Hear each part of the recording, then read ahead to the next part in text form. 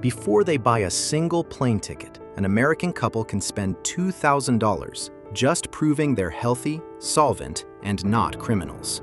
And here's the part that got me. That may be the cheapest surprise on this list. The rent abroad really can be lower, so can the groceries, but the costs that wreck the plan show up later, and the biggest one may not hit until the day you need to come home. Number 10, the paperwork toll. So where does that $2,000 bill come from? Because the visa application fee itself might be $50. Here's how 50 becomes 2,000. Depending on the country and the retirement visa, you may have to prove 3 things before it lets you stay long-term.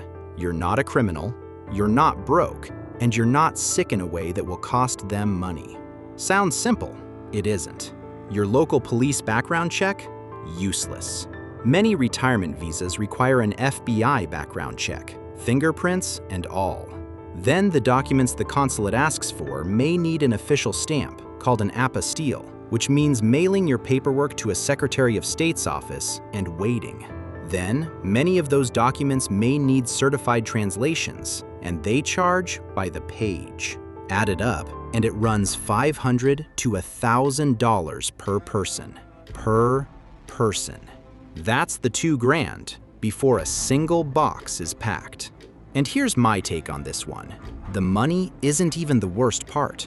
It's the surprise. Nobody selling you the overseas dream mentions the weeks, or sometimes months, of certified mail. Number 9, the bank that holds your deed. Can an American own a beach house in Mexico? Sort of. And the sort of is going to cost you every single year.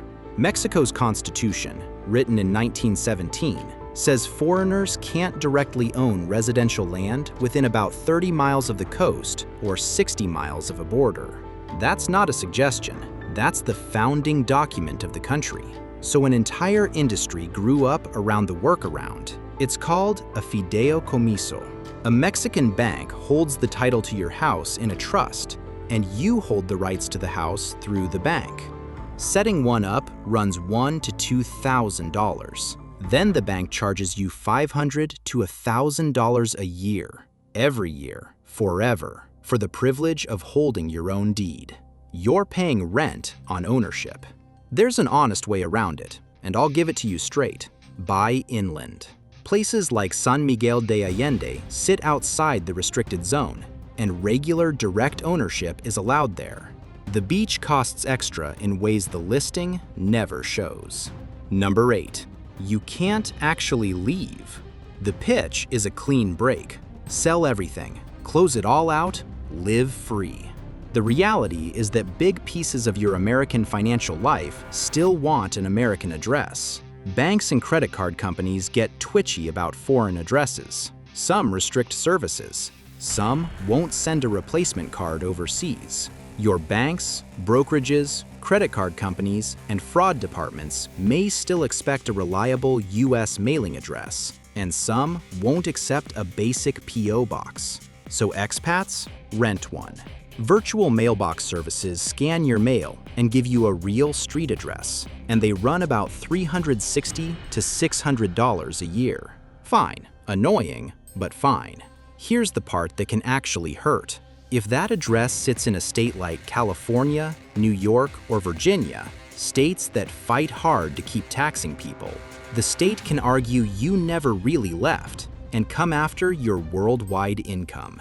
People who did everything else right have lost that fight. And here's where I have to slow down, because the internet's favorite fix, just get a Florida mailbox, is not enough. Moving your legal home takes more than mail. If you're leaving a high-tax state, you have to actually cut the ties they count. The driver's license, the voter registration, the house you kept just in case. It's worth 1 hour with a tax professional to make sure you cut them all. Do it before you get on the plane, not after the state sends a bill. Number 7. The $10,000 line you don't know you crossed. Picture a retiree in Portugal. She has $6,000 in local checking and $5,000 more in an emergency savings account. $11,000 total. She just crossed a federal reporting line, and she has no idea. The rule is called F-bar. If the combined total across all your foreign accounts goes over $10,000 at any point in the year, not at year end, at any point, you have to file a report with the Treasury. Crossing the line isn't a crime. Missing the report is the problem. Even an honest mistake can draw a civil penalty, and in serious cases, those penalties run into 5 figures. It took a Supreme Court case in 2023 to stop the IRS from stacking that penalty per account instead of per year's form.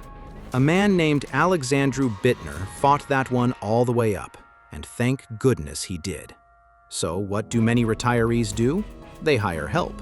According to pricing from the big expat tax firms, a standard U.S. return plus the foreign account reporting runs about $565 to $700 a year, every year. And look, I think that's the right call. This is not the place to save money. Track your highest combined balance, file when you cross the line, and pay the specialist. $700 a year is real money. A penalty letter from the Treasury is a different kind of real. Pick the $700. Number 6. The day your retirement account stops taking orders. You log in to rebalance your 401k rollover, same as always. And there's a banner you've never seen before. Trading restricted. Residents of your country may not purchase funds. Nobody stole anything. Your money is still there. But because of laws like FATCA and European rules on investment products, many big U.S. brokerages restrict accounts once you formally become a foreign resident. You can hold what you own. You can sell. What you often can't do is buy the funds your whole retirement plan was built on. Not until you move the account to a firm that works with residents of your new country. Some firms go further and ask expats in certain countries to move their accounts entirely. I'll be honest, when I first read about this one, I assumed it had to be rare. It isn't. It's published policy at some of the biggest names in American investing, and the details differ by firm and by country, which is exactly why you check yours first. The protection is timing. Again, talk to your brokerage before you change your address. Some firms have international divisions built for exactly this. Find out which one you're dealing with while you still have options. Number 5. Your will speaks English. The court doesn't. In a lot of the countries Americans retire to, Spain, France, Portugal, much of Latin America, inheritance doesn't work the way it does here. Local law can reserve a share of your property for your children automatically. They're called forced heirs. Depending on the country, your family situation, and how the property is titled, those local rules can override parts of your American estate plan. Without the right paperwork, a surviving spouse can discover that local rules split the house in ways the couple never intended. That can mean part of the property passes to children or stepchildren instead of entirely to the surviving spouse. There's a fix, and it's not even expensive. In many EU countries, you can write a local will that expressly chooses American law to govern your estate. The rule that allows it is called Brussels IV, but it only works if you write that will while you're alive, $300 to $600 roughly. Skip it, and your family can face $2,000 to $5,000 in translations and foreign court costs, plus months of delay while they're grieving. Most items on this list cost you money. This one costs your spouse. Number 4. The insurance cliff at 65. Here's the math that sells the dream. Private international health insurance at 55, around $3,000 a year, cheaper than almost anything you'd find at home. Here's the math they show you less often. According to sample quotes from the major expat insurers, that same coverage by 65 runs $6,000 to $8,000 and keeps climbing every year after.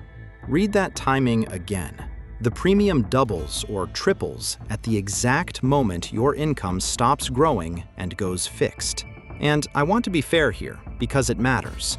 The care itself in these countries is often genuinely good. That's not the trap.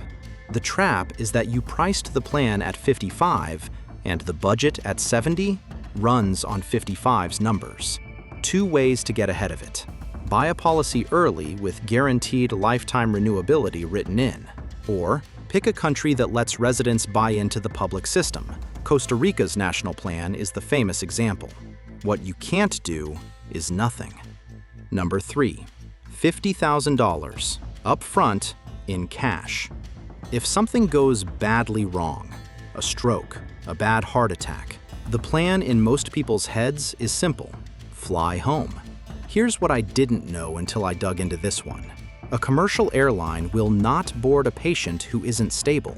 You can't buy your way onto that flight in first class. You need an air ambulance, a private jet fitted out as a flying ICU with a medical crew. According to claims data published by IMG, an insurer in this space, the average international medical evacuation runs just over $50,000. Medicare doesn't cover it, and travel insurance has a catch most people never read. Many policies do cover evacuation, but only to the nearest hospital that can treat you. Getting from that hospital to your own surgeon in the States is a different flight, and potentially another bill in the tens of thousands. The countermove is one of the best bargains in this entire video. Evacuation memberships run about $430 to $665 a year. Against a flight costing 5 figures, that's not an expense. That's a seatbelt. Number 2, the Medicare trap Congress built. This is the one. If you take a single item from this video, take this one. Medicare generally doesn't cover care outside the United States. There are a few narrow exceptions, but nothing you'd build a retirement on. The logical move, and plenty of retirees make it, is to stop paying the Part B premium. That's $202.90 a month in 2026, almost $2,500 a year for insurance you can't use where you live. Canceling feels like the smart play. It's the most expensive mistake on this list. Because Congress wrote a penalty into Medicare, and it does not care why you left. For every full year you could have had Part B and didn't, your premium goes up 10%, permanently, for life. 10 years abroad, come home at 75, your premium is doubled until the day you die. And here's the detail that catches almost everyone. Having good foreign health coverage does not protect you. The main protection is group coverage from a job you're actively working. Retiree coverage doesn't give you that special enrollment protection. Foreign national coverage usually doesn't either. Retired and insured in Portugal? In the government's eyes, that's the same as having nothing. A Medicare broker in California documented a case that I haven't been able to shake. A couple, retired overseas, dropped Part B at 65 to care for a relative abroad. Sensible people, doing a decent thing, saving money they didn't think they'd need. They came home at 70 and 71. No employer coverage, so no special enrollment. Under the enrollment rules in effect at the time, they went 14 months before their coverage finally began. 2 people in their 70s, back in America, with no health coverage at all. And when it finally kicked in, the penalty came with it, for life. Here's what I think this actually is. It's not a scam, and it's not fine print. It's a rule Congress wrote for people who never leave, landing on people who did, and nobody at the border hands you the warning. For most retirees without job-based coverage overseas, keeping Part B is the safer play. Treat it as insurance against the day you come home. But don't cancel anything on my say-so. Call Medicare, walk them through your exact situation, and get the answer for your own case. One phone call against a penalty that lasts the rest of your life. Number 1, the cost of coming home. Everything on this list so far, you could survive. This is the one that decides whether the whole plan works. Because here's the part of retiring abroad nobody puts in the brochure. Retirees do come back, and usually for reasons the original spreadsheet never predicted. Health fails. A spouse passes.